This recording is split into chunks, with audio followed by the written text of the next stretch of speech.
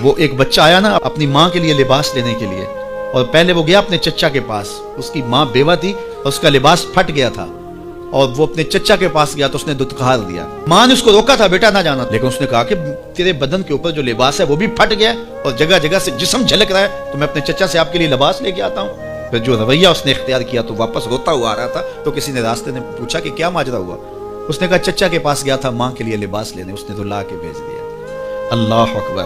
تو اس نے کہا کہ جا سین حرم میں محمد نام کا ایک شخص بیٹھا ہوا ہے، اگر تو اپنا دکھڑا اس کے سامنے پیش کرے تو وہ امید ہے تمہیں رد نہیں کریں گے، لیکن سن لے ان کا دین کوئی اور ہے۔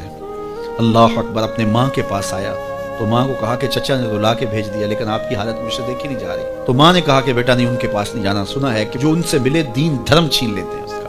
اللہ اکبر۔ تو حضور علیہ الصلوۃ والسلام کے پاس جانے سے ماں روکنے لگی، لیکن بچے نے کہا کہ امی میں پکا رہوں گا، بتوں کا وفادار رہوں گا، تم اس ٹینشن کو، اس پریشانی کو چھوڑ دو۔